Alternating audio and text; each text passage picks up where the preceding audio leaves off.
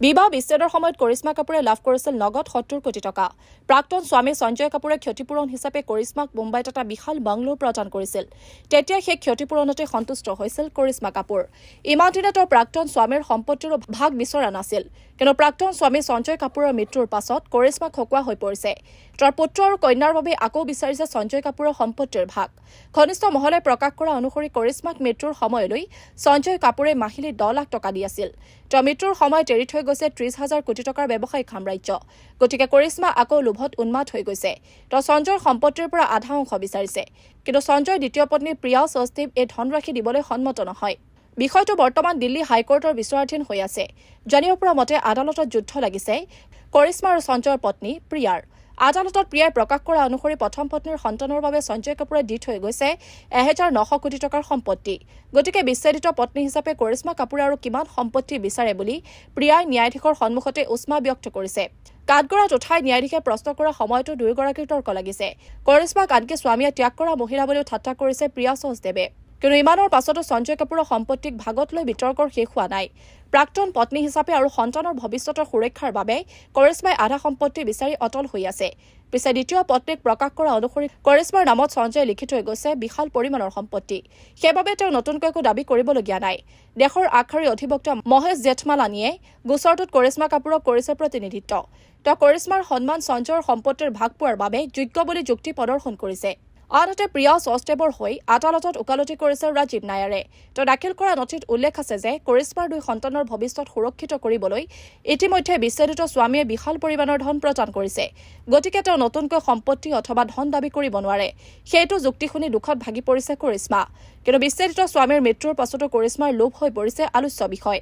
তেওঁ লালসা জোখতকৈ বেছি হৈছে বুলি কটাক্ষ কৰিছে নেটিজেনে।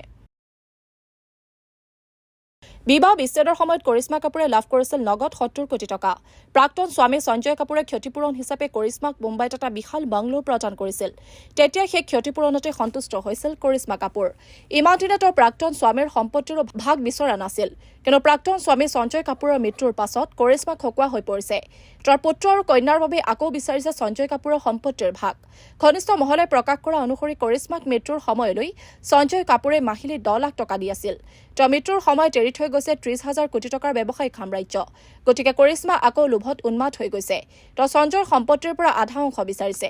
কিন্তু সঞ্জয়ৰ দ্বিতীয় পত্নী প্ৰিয়া সস্তিব এই ধনৰাশি দিবলৈ সন্মত নহয়। বিষয়টো বৰ্তমান দিল্লী হাইকোৰ্টৰ বিচাৰাধীন হৈ আছে। জানিব পৰা মতে আদালতত যুদ্ধ লাগিছে কৰিশ্মা আৰু সঞ্জয়ৰ পত্নী প্ৰিয়াৰ। আদালতত প্ৰিয়াই প্ৰকাশ কৰা অনুসৰি প্ৰথম পত্নীৰ সন্তানৰ বাবে সঞ্জয় কাপুৰে দি থৈ গৈছে 1,900 কোটি টকাৰ সম্পত্তি। গতিকে বিচ্ছেদিত পত্নী হিচাপে কৰিশ্মা কাপুৰে আৰু কিমান সম্পত্তি বিচাৰে বুলি প্ৰিয়াই ন্যায়াধীশৰ সন্মুখতে উষ্মা ব্যক্ত কৰিছে। কাঠগড়াত উঠাই ন্যায়াধীশে প্ৰশ্ন কৰাৰ সময়তো দুয়োগৰাকীৰ তৰ্ক লাগিছে। কৰিশ্মাক আনকি স্বামীয়ে ত্যাগ কৰা মহিলা বুলিও ঠাট্টা কৰিছে প্ৰিয়া সহজদেৱে। কিন্তু ইমানৰ পাছতো সঞ্জয় কাপুৰৰ সম্পত্তিক ভাগত লৈ বিতৰ্কৰ শেষ হোৱা নাই। প্ৰাক্তন পত্নী হিচাপে আৰু সন্তানৰ ভৱিষ্যতৰ সুৰক্ষাৰ বাবে কৰিশ্মাই আধা সম্পত্তি বিচাৰি অটল হৈ আছে। পিছে দ্বিতীয় পত্নীক প্ৰকাশ কৰা অনুসৰি কৰিশ্মাৰ নামত সঞ্জয়ে লিখি থৈ গৈছে বিশাল পৰিমাণৰ সম্পত্তি। সেইবাবে তেওঁ নতুনকৈ একো দাবী কৰিবলগীয়া নাই। দেশৰ আগশাৰীৰ অধিবক্তা মহেশ জেঠমালানীয়ে গোচৰটোত কৰিশ্মা কাপুৰক কৰিছে প্ৰতিনিধিত্ব। তেওঁ কৰিশ্মাৰ সন্মান সঞ্জয়ৰ সম্পত্তিৰ ভাগ পোৱাৰ বাবে যোগ্য বুলি যুক্তি প্ৰদৰ্শন কৰিছে। আনহাতে প্ৰিয়া সস্তেবৰ হৈ আদালতত ওকালতি কৰিছে ৰাজীৱ নায়াৰে। তেওঁ দাখিল কৰা নথিত উল্লেখ আছে যে কৰিশ্মাৰ 2 সন্তানৰ ভৱিষ্যত সুৰক্ষিত কৰিবলৈ ইতিমধ্যে বিচ্ছেদিত স্বামীয়ে বিশাল পৰিমাণৰ ধন প্ৰদান কৰিছে। গতিকে তেওঁ নতুনকৈ সম্পত্তি অথবা ধন দাবী কৰিব নোৱাৰে। সেইটো যুক্তি শুনি দুখত ভাগি পৰিছে কৰিশ্মা। কিন্তু বিচ্ছেদিত স্বামীৰ মৃত্যুৰ পাছতো কৰিশ্মাৰ লোভ হৈ পৰিছে আলোচ্য বিষয়। তেওঁ লালসা জোখতকৈ বেছি হৈছে বুলি কটাক্ষ কৰিছে নেটিজেনে। News desk report, new Assam news.